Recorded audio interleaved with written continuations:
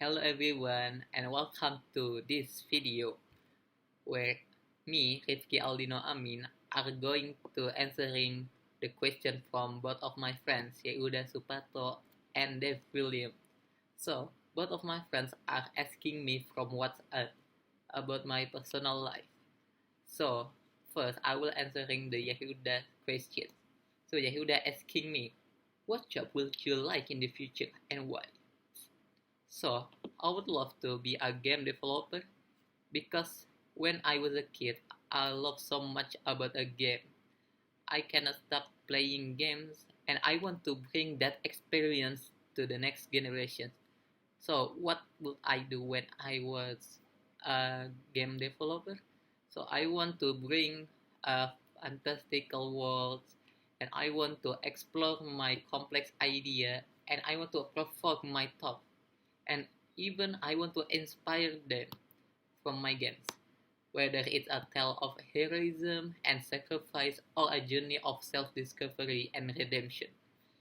So, maybe for me, being a game developer means constantly pushing my boundaries of technology and creativity when it's a field of the innovations, where the new ideas are celebrated and collaborate, where every day brings me the fresh challenges.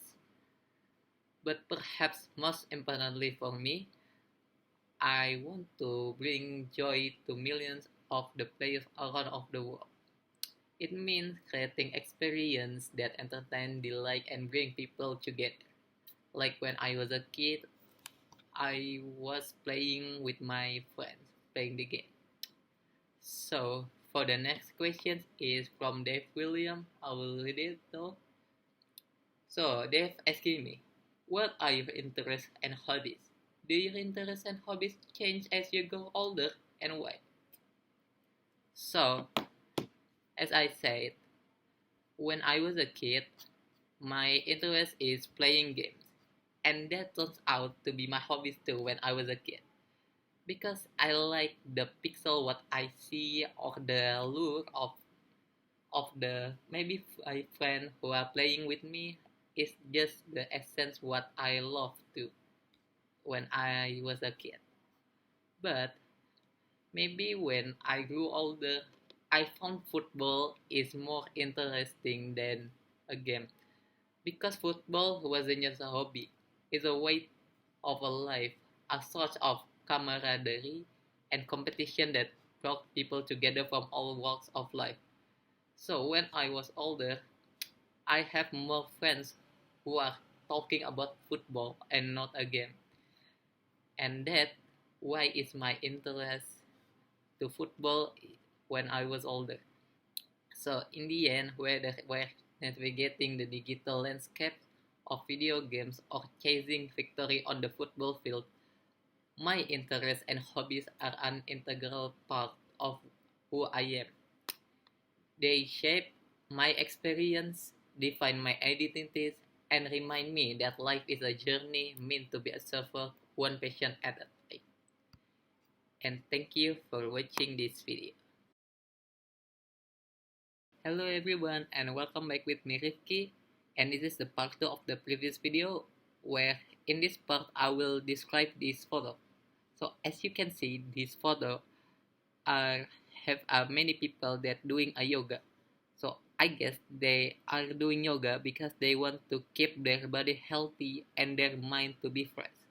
So I was thinking that keeping healthcare is important because it ensures that everyone has access to essential medical services and to preventing illness and keep their minds to be fresh and providing timely treatment when needed and to improving quality of life and to contributing to a more healthier social life. And that's my opinion and thank you to watching this. Okay, hello everyone. Welcome to this discussion. Discussion about what is the best way to learn about things happening in the world. Let me introduce myself. My name is Yehuda Suprato. And my name is Dave William. And my name is Rifki Aldino Amin. Okay, guys. So when it comes to staying informed, about what's happening in the world, I usually turn to social media. It's quick, easy, and can get updates in real time. Okay, that's a wise choice, Yehuda. But as for me, I often encourage myself to explore many different mediums for me to learn about the current events. But however, I find that newspaper and school resources such as a journal is provide me a more comprehensive understanding of the global affairs. And they offer in-depth analysis and diverse perspective that can enrich my knowledge. I agree with you, Rifki. As a college student, I believe that traditional media outlets like TV news and newspapers still hold significant value. They adhere to journalistic standards, fact-checking, and provide context to the news, which is crucial for understanding complex issues. But isn't social media also a platform for news sharing? I mean, I get updates from various sources and I can engage with discussion in real time. Okay, Yehuda, maybe social media can be the things that you can discuss in the real time, but social media is offer more like the depth and accuracy found in traditional media. And there is a risk of misinformation spreading rapidly, and the users may end up in echo chambers, only exposed to certain viewpoints. Exactly, Rifki.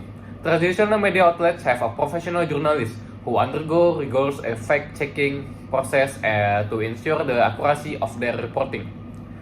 Additionally, they provide broader scope of news, covering topics that might not gain as much traction on social media platforms. But what's about the accessibility of news? I find social media to be more accessible since most people already use it daily, especially younger generation like mine. Ah, that's a valid point, Yehuda. Maybe accessibility is playing in the crucial role, but however, school can play a vital role in promoting the critical thinking and the media literacy skills, and to empowering the students to navigate the various sources effectively, including the newspaper and other traditional media. I agree with you, Rifki. Education is a key to fostering a well-informed society. By encouraging the students to engage with the first source of information, we equip them with the skills needed to decipher between credible and unreliable source, ultimately contributing to gain a more informed citizenry. I see your point. Maybe I should diversify my source and incorporate traditional media into my news consumption habits. It's always beneficial to explore many different perspectives and sources, Yehuda. By doing so, you will gain a more comprehensive understanding of the world around you. I could not agree anymore with you, Rifki. Being open-minded and critical in our approach to news consumption is essential for staying well-informed and actively participating in society. Thank you guys for the sharing. Thank you. Hello everyone and welcome to Hello. Yehuda Podcast. I'm your host Yehuda and today we are diving into the topics of environmental protection. Joining me are two fantastic guests.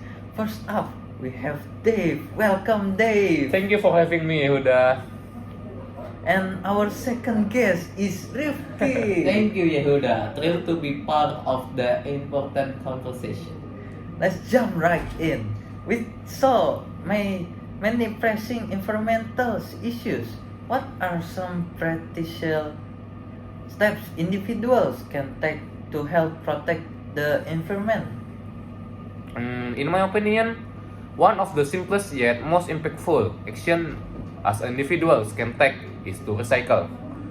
By properly sorting and recycling material like paper, plastic, glass, and metal, and any other things, we can reduce the amount of waste to send to landfills and conserve a valuable resource. Ah, that's a very good thinking, Dave. But another crucial step is to use less water at home. Simple habits like fishing leaky pockets Taking shorter showers and using water-efficient appliances can significantly reduce the water consumption and conserve these precious resources. Those are excellent points, Dave. Could you elaborate on the importance of using public transport as a means of reducing carbon emissions and promoting sustainable mobility? Of course, Yehuda. Opting for public transportation, carpooling or biking instead of driving alone can help decrease traffic congestion and decrease the air pollution. It's a win-win for solution for both the environment and for our well-being. Okay, I couldn't agree more with your opinion, Dave. And speaking of reducing the environmental impact, replacing the old electronics and appliances with energy-efficient models can significantly decrease the energy consumption and to minimize the electronic waste. Absolutely, Rifki. It's essential to consider the life cycle of our products and choose options that are both energy efficient and durable. Now, let's touch on the topics of organic products. Dave, why do you believe buying organics is beneficial for the environment? For me, buying organic products support sustainable farming practice that prioritize soil health, biodiversity, and reduce chemical usage. By choosing organic, consumers can help protect ecosystems, support local farmers, and mitigate the negative impact of conventional agriculture of environment. Thank you for the highlight that, Dave.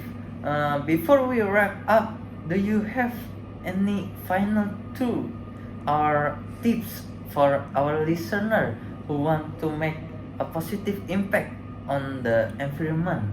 So, for every listener who are listening this podcast, I'd like to emphasize the importance of individual actions and collective efforts in tackling environmental problems. So, every small step matters, whether it's recycling, conserving the water, or advocating for sustainability policies in our communities. Absolutely, Rifki. It's crucial for us to remember that we all have a role to play in protecting the environment. By making conscious choice and adopting sustainable habits, we can create a healthier and more resilient planet for future generations. Well said, both of you. Thank you, Dave and Refki, for sharing your topic today. Thank you.